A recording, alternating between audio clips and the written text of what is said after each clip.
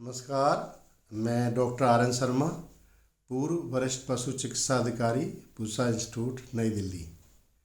जो भी बेरोजगार नवयुवक किसान भाई या महिलाएं अगर डेयरी फार्मिंग करना चाहते हैं और डेयरी फार्म खोलना चाहते हैं तो उनके लिए कुछ बातों का जानना बहुत ज़रूरी है। जब भी डेयरी फार्म खोलने का विचार आए तो कुछ तथ्य जो है वो पता होने चाहिए। सबसे बड़ी बात ये है कि आप ये देखें कि अगर आप डेयरी फार्म खोलना चाहते हैं तो आपके पास में ज़मीन होना बहुत ज़रूरी है। और ज़मीन इसमें पशुओं के आवास बनाने के लिए ज़रूरत होती है, साथ साथ उनको हरा चारा उत्पादन के लिए भी उसमें ज़रूरी होता है। क्योंकि अगर हरा चारा उत्पादन नहीं होगा, पशुओं को हरा चारा नहीं मिलेगा तो दूध उत्पादन उसमें उतना नहीं हो पाता जितना होना चाहिए। इसके साथ साथ ये भी देखें कि आपने किस स्तर का डेयरी फार्म खोलना है। वो निर्भर करता है कि आपके पास में कितना जमा पूंजी है और कितना आपको बैंकों से ऋण आपको मिल सकता है।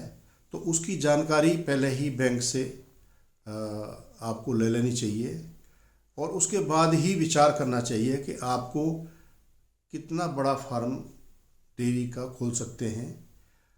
अगर आपके पास में पूंजी अच्छा है तो आप 10 से 15 पशु रख सकते हैं। और भी ज़्यादा है अगर आपके पास में पूंजी है तो वो 30 से 40 50 तक का पशु भी आप रख सकते हैं। इसके साथ साथ ये ज़रूर देखें कि उस क्षेत्र के अंदर दूध की या इसके दूध से बने पदार्थों की कितनी मांग है और जहां आप डेयरी फार्म खोल रहे हैं उससे जो बाज़ार है वो कितना दूरी पर है।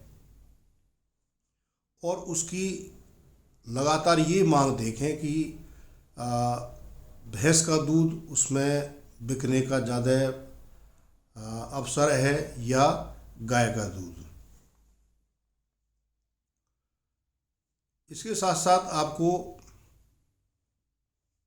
इन जो गाय पालन है, जो डेयरी पालन है, इसका ज्ञान भी होना ज़रूरी है।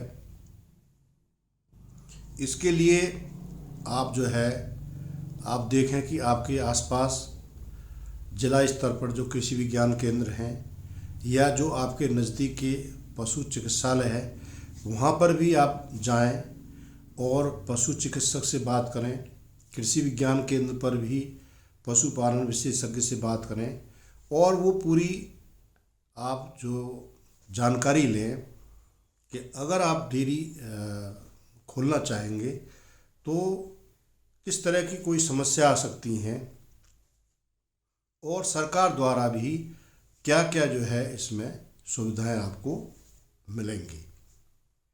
इसका जो नियमित रूप से प्रशिक्षण है वो हर कृषि विज्ञान केंद्र पर कई सरकार के संस्थान हैं, वहाँ पर कृषि महाविद्यालय हैं, विश्वविद्यालय हैं, वहाँ पर इसका प्रशिक्षण बेरोजगार जो युवक हैं, महिलाएं हैं, किसान हैं, उनको निःशुल्क उसमें दिया जाता है।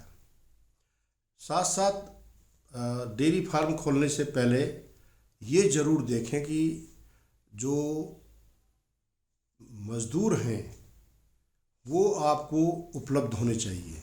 क्योंकि अगर आपने कोई भी डेयरी फार्म खोल दिया और अगर आपको मज़दूरों की समस्या आ जाती है तो कई बार बड़ी मुसीबत का सामना करना पड़ता है।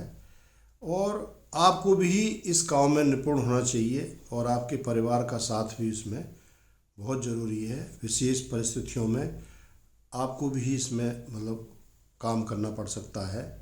जैसे बहुत से आवश्यक कार्य हैं, जैसे दूध निकालना है या उनको चारा डालना है या कोई पशु बीमार हो गया है तो इसमें आपकी निरंतर आवश्यकता इसमें पड़ती है। क्योंकि एक बार अगर आपने ये निर्णय ले लिया और आपने उसका जो डेयरी फार्म की विभिन्न तरह के आपने आवास बना दिए और आपने पशु भी खरीद लिए हैं, तो उसमें काफ़ी उसमें पैसा लगता है और उस अवस्था में आप इसको बंद नहीं कर सकते। अगर आपको किसी कारणों की वजह से बंद करना पड़ जाता है तो बहुत नुकसान उठाना पड़ता है। तो ये सारी बातों का पहले आप ध्यान रख लें। और सबसे ज़रूरी ये है कि आपने अगर विश्वास है, दृढ़ विश्वास आपके अंदर होना चाहिए और आपने अगर ये मन बना लिया है कि मैंने ये कार्य करना है, तो कोई वजह नहीं है कि आप जो डेयरी फार्म जैसा जो व्यवसाय है, बहुत आप आसानी से इसको लाभदायक रूप में आप उसको कर सकते हैं। तो दो मोटी मोटी बातें हैं। एक, बाज़ार बहुत ज़रूरी है और इसके साथ साथ वहाँ पर जो है मजदूरी भी अवेलेबल होनी चाहिए, उपलब्ध होनी चाहिए। अगर ये दो चीज़ों का अगर अच्छा प्रबंधन है तो निश्चित रूप से ये जो व्यवसाय है आज के वक्त के अंदर बहुत ही लाभदायक है। क्योंकि आज हमारे देश के अंदर दूध और दूध से जो बने हुए उत्पाद हैं, पदार्थ हैं, जैसे दूध है, दही है, छाछ है, मक्खन है और खोया है, पनीर है, ये बहुत सारे जो पदार्थ हैं इनकी लगातार मांग बढ़ रही है और ये मांग हमेशा पूरे साल इसको बनी रहती है। तो मुझे उम्मीद है कि अगर आपने विचार किया है, अगर आप डेयरी फार्म खोलना चाहते हैं, तो पहले इन बातों का ज़रूर आप ध्यान रखें। आप खोलने से पहले दो चार जो डेयरी फार्म है आपके आसपास, उन पे आप ज़रूर भ्रमण करें, वहाँ पर आप देखें, उन लोगों से भी, उनके मालिक से भी बात करें।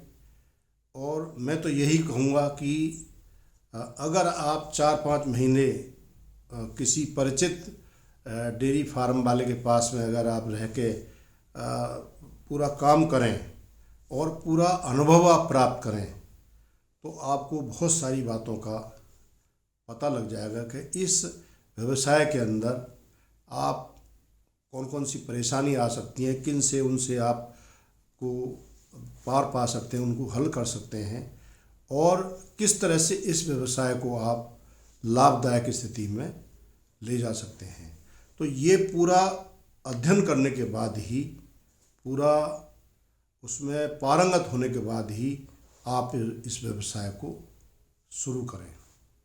मुझे उम्मीद है कि ये जो मैंने आपको दी है, इसका आप ध्यान रखेंगे और इस वीडियो को आप दूसरे जो व्यक्ति हैं जो डेयरी फार्मिंग खोलना चाहते हैं, इस व्यवसाय में जाना चाहते हैं, तो इन बातों को इस वीडियो के माध्यम से ज़रूर पहुंचाएं। आपने भी वीडियो देखा, इसके लिए आपका बहुत बहुत धन्यवाद।